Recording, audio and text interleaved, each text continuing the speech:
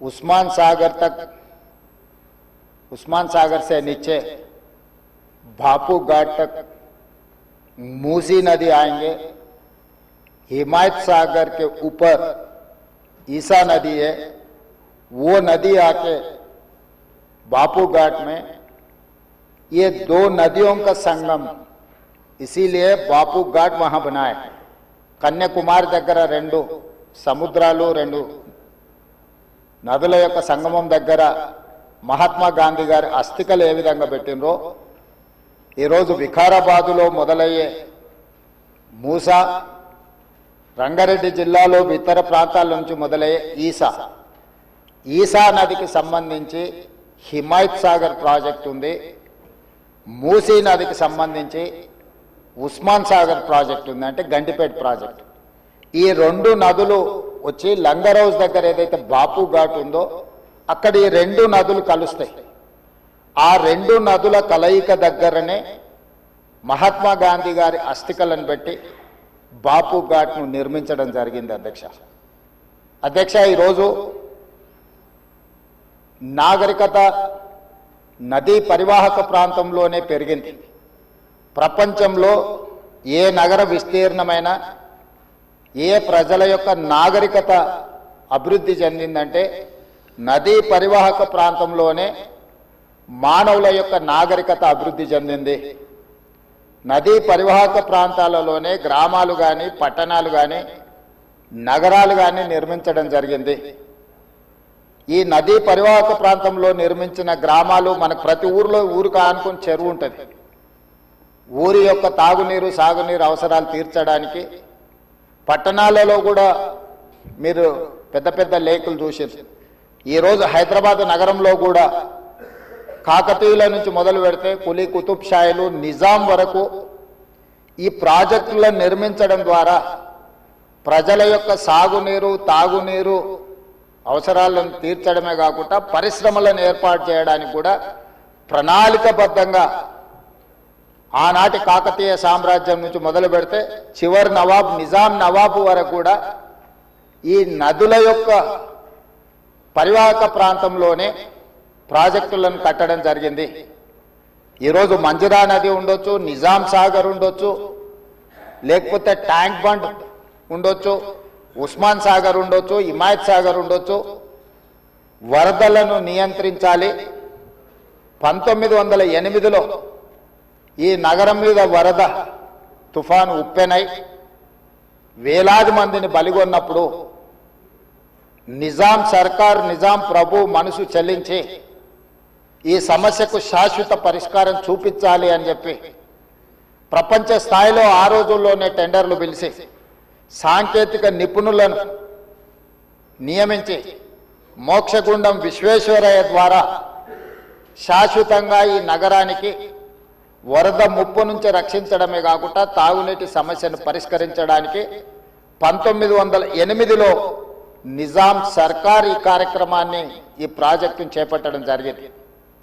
1921-22కు ఉస్మాన్ సాగర్ హిమాయత్ సాగర్ ప్రాజెక్టులను నిర్మించి ఈ రోజుకు 105 సంవత్సరాలైన ఈ పట్టణం నగరం మహానగరంగా విస్తరించిన 105 సంవత్సరాల క్రితం నిజాం ప్రభు నిర్మించిన ఉస్మాన్ సాగర్ హిమాయత్ సాగరే హైదరాబాదు ప్రజల యొక్క దాహార్తిని ప్రజలకు పాపులర్గా గండిపేట నీళ్ళు అని తెలుసు. హైదరాబాద్కి ఎవరైనా వచ్చి కొంచెం హుషారైతే గండిపేట నీళ్ళు అడ్డట్టున్నాయని అంటుంటారు మనోళ్ళు పెద్దలు. అంటే గండిపేట నీళ్ళలో వికారాబాదు నుంచి వచ్చే నీళ్ళల్లో ఒక గొప్ప మహత్వం ఉంది. వికారాబాద్ అడవి ఏదో పిచ్చి మొక్కలతో మొలిచిన అడవి కాదు అధ్యక్ష, వనమూలికలతో కూడుకున్న అడవి. వఖారాబాద్ కా హవా లాఖోं का దవా, అంతేనా అధ్యక్ష? లాఖో మరీదోం కా దవా. టీబీ వచ్చిన వాళ్ళని తీసుకెళ్లి వికారాబాదులో వదిలేస్తే అక్కడ 3 నెలలు ఉంటే నేచరే వాళ్ళని క్యూర్ చేసే విధంగా, అంటే నిజాం వికారాబాద్ అడవులను పిచ్చి మొక్కలతో కాకుండా వనమూలికలతో కూడుకున్న చెట్లను నాటి వాటిని పెంచడం వల్ల వికారాబాదులో టెంపరేచర్స్ తక్కువ ఉంటాయి అధ్యక్ష. హైదరాబాదులో ఈ చుట్టుముట్టుతుండే టెంపరేచర్ కంటే 2-3 డిగ్రీలు వికారాబాద్ అనంతగిరి కొండల్లో టెంపరేచర్ తక్కువ ఉంటుంది. అక్కడ గాలి, అక్కడి నీరు చాలా గొప్ప వనమూలికలతో కూడుకున్నది. ఆ నీళ్ళే గండిపేటకు వచ్చి ఆ గండిపేట నీళ్ళే హైదరాబాద్ నగరానికి ప్రజలకు తాగడానికి ఇవ్వడం ద్వారా మన ఆరోగ్యాన్ని కాపాడడం కాకుండా మనకు తెలివితేటలను కూడా మెరుగుపరచుకోవడానికి నిజాం సర్కార్ ఇవన్నీ ఏర్పాటు చేసింది అధ్యక్ష. కాలక్రమేణా స్వతంత్రం వచ్చింది, సాంకేతిక నైపుణ్యం పెరిగింది. సాంకేతిక నైపుణ్యంతో నగరాలు అభివృద్ధి చెంది జలవనరులను కాపాడుకోవాల్సిన మనము ఆ దిశగా ప్రయాణం చేయలే అధ్యక్ష. శాశ్వత సమస్యల్ని పరిష్కరించి మన ఆరోగ్యాన్ని కాపాడే జలవనరులను కలుషితం చేయడమే కాకుండా కబ్జాలు పెట్టి ఫామ్ హౌజులు కట్టి ఫామ్ హౌజ్లో డ్రైనేజ్ లైన్లు తీసుకెళ్లి ఈ గండిపేట హిమాయత్ సాగర్ కలిపిండ్రు అధ్యక్ష. ఆగర్భ శ్రీమంతులు కట్టుకున్న ఫామ్ హౌజుల్లో ఉన్న డ్రైనేజ్ కనెక్షన్స్ తీసుకెళ్లి గండిపేటకు హిమాయత్ సాగర్కు కనెక్ట్ చేస్తే వాళ్ళ మీద ఉక్కుపాదం మోపి అన్నిటిని కూలగొట్టి లక్షలాది నగరంలో ప్రజలు తాగే నీళ్లను కలుషితం చేస్తే ఎవరిని క్షమించమని చెప్పి మా ప్రభుత్వం వచ్చిన తర్వాత కఠినమైన చర్యలు తీసుకున్నది అధ్యక్ష. దాని మీద ఎన్నో విమర్శలు వచ్చినాయి. జన్వాడలో ఫామ్ హౌజులు, మొయినాబాద్లో ఫామ్ హౌజులు కట్టుకున్న వాళ్ళు నా మీద దాడి చేసిరు. లక్షల కోట్ల రూపాయలు సోషల్ మీడియాలో ఖర్చులు పెట్టి బద్నాం చేసే ప్రయత్నం చేసింది. అయినా మా సంకల్పం మంచిది, పేద ప్రజలకు మేలు జరగాలన్న ఆలోచనతో ఎన్ని విమర్శలు వచ్చినా వెనక్కి తగ్గకుండా 100% ఆ కార్యక్రమాన్ని ముందుకు తీసుకెళ్లే ప్రయత్నం చేసి అదేవిధంగా మాకొచ్చిన అవకాశాలలో ప్రపంచంలో చాలా దేశాలు తిరిగినాం అధ్యక్ష. చాలా దేశాలను చూసినాం. అభివృద్ధి చెందిన ప్రతి దేశంలో ఒక నదీ పరివాహక ప్రాంతాన్ని అభివృద్ధి చేయడమే కాకుండా వ్యాపార కేంద్రాలుగా మార్చారు. ఈరోజు న్యూయార్క్, న్యూజెర్సీ మధ్యలో హడ్సన్ రివర్, లేకపోతే లండన్లో థేమ్ రివర్. నేనే మంత్రులనే కాకుండా మిత్రులు అక్బరుద్దీన్ ఓవైసీ గారితో కూడా కలిసి మేము లండన్లో ఆ ప్రాజెక్టును పరిశీలించడం జరిగింది. జపాన్లో చూడడం జరిగింది, సౌత్ కొరియాలో చూడడం జరిగింది, సింగపూర్ లాంటి నూతనంగా అభివృద్ధి చెందిన దేశాలను మనం పర్యటించడం జరిగింది. జర్మన్ లాంటి దేశాలు తమరు కూడా కౌన్సిల్ చైర్పర్సన్ సుఖేందర్ రెడ్డి గారు కూడా వెళ్ళి మీరు చూసి వచ్చి మీరు కూడా నాతోని మీ అనుభవాలను కొంత నాకు వివరించడం జరిగింది. అంటే ప్రపంచ స్థాయి గుర్తింపు పొందిన నగరాలలో నదీ పరివాహక ప్రాంతాలను కాపాడుకోవడమే కాకుండా ప్రక్షాళన చేయడమే కాకుండా వ్యాపార కేంద్రాలుగా మార్చి ఆ రాష్ట్రము, ఆ దేశం యొక్క ఆర్థిక వ్యవస్థను బలోపేతం చేసుకోవడానికి ప్రపంచ దేశాలు పోటీ పడుతున్నాయి. ఈరోజు గుజరాత్ అహ్మదాబాద్లో సబర్మతి రివర్ ఫ్రంట్ కట్టుకున్నారు. భారతీయ జనతా పార్టీ నాయకులు, ప్రజాప్రతినిధులు గొప్పగా చెప్పుకుంటుంటారు. నరేంద్ర మోడీ గారు, అమిత్ షా గారు గుజరాత్లో సబర్మతి రివర్ ఫ్రంట్ అద్భుతంగా కట్టిరని దాదాపుగా 60,000 ఫ్యామిలీలను అక్కడి నుంచి తరలించింది అధ్యక్ష.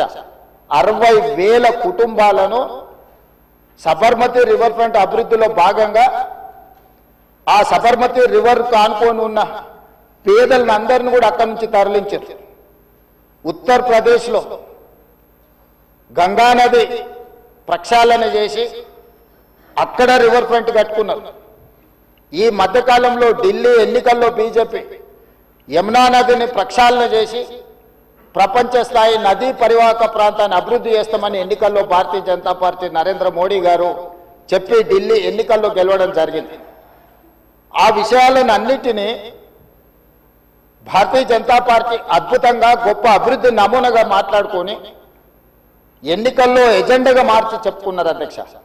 మేము తప్పు పట్టడం లేదు. అభివృద్ధి జరిగినప్పుడు కొంతమందికి ఇబ్బంది జరుగుద్ది. ఆ ఇబ్బంది జరిగిన వాళ్లకు ప్రభుత్వాలు న్యాయం చేయాలి, నష్టపరిహారం ఇవ్వాలి, ప్రత్యామ్నాయం ఏర్పాట్లు చేయాలన్నది మా ఆలోచన.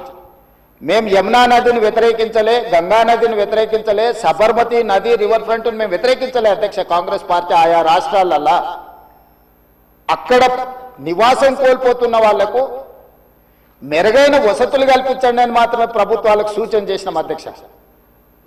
ఈ రోజు ఈ నేపథ్యంలో ప్రపంచ దేశాల నుంచి మన దేశంలో ఉన్న వివిధ రాష్ట్రాలు రాష్ట్ర ప్రభుత్వాలు చేపడుతున్న కార్యక్రమాల నుంచి కొంతైనా మనం నేర్చుకోవాల్సిన అవసరం ఉంది అధ్యక్ష. వాళ్ళందరికంటే ముందు నిజాం సర్కార్ మూసీ నది రివర్ ఫ్రంట్ ను నిజాం కట్టిండి అధ్యక్ష. వీళ్ళందరూ మేల్కోకముందే మీరు పురాణపూల్ బ్రిడ్జ్ నుంచి మక్కా మసీద్ నుంచి మీరు ఆ లైన్ అంతా చూడండి. గుల్జార్ హౌస్, మోజంజాయ్ మార్కెట్, మీరు గండిపేట, ఉస్మాన్ సాగర్, హిమాయత్ సాగర్ నుంచి మొదలు పెడితే పరివాహక ప్రాంతంలో ఎన్ని హెరిటేజ్ స్ట్రక్చర్స్ ఉన్నాయి. తారామతి, బారాదరి నుంచి మొదలు పెడితే ఆ నదీ పరివాహక ప్రాంతంలో దశాబ్దాల కిందే నిజాం ఒక నదీ పరివాహక ప్రాంతాన్ని వ్యాపార కేంద్రాలుగా తీర్చిదిద్ది ప్రపంచ దేశాలతోనే పోటీ పడే విధంగా ఆనాటి హైదరాబాద్ రాష్ట్రాన్ని అభివృద్ధి చేసింది అధ్యక్ష నిజాం. కాలక్రమేణా స్వతంత్రం వచ్చింది, ప్రజాస్వామిక పాలన వచ్చింది. కానీ నిజాం చేసిన అభివృద్ధిని మొత్తం కాలగర్భంలో కలిపేసేసి కనుమరుగు చేసేసి పాలకులకు నిజాం మీద కోపం ఉంటే నాకు అభ్యంతరం లేదు. కానీ నిజాం కట్టిన కట్టడాలను, చారిత్రాత్మకమైన కట్టడాల నుంచి మొదలు పెడితే చేసిన అభివృద్ధిని మొత్తం కాలగర్భంలో కలిపి కలుషితం చేసి ఆక్రమించుకొని అన్యాయక్రాంతం అయిపోయి ఈరోజు నివసించడానికి యోగ్యం కాని ప్రాంతాలుగా తయారు చేసేసి ఇదొక భాగం.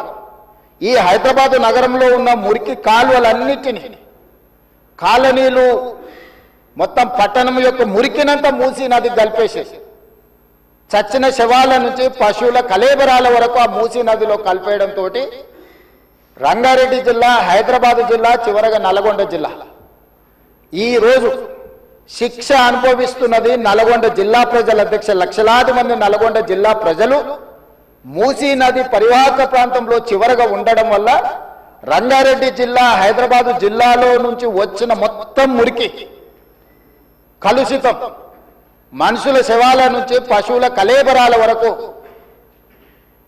ఫార్మా కంపెనీలు వెదజల్లుతున్న విష కాలుష్యం నుంచి మూసీలో కలపడం వల్ల కింద వాళ్ళు జీవించలేని పరిస్థితి ఉంది. నల్గొండ జిల్లాకు భగవంతుడే శిక్ష విధించిన అధ్యక్ష. వాళ్ళ దురదృష్టం, దేవుడే వాళ్ళ మీద కక్ష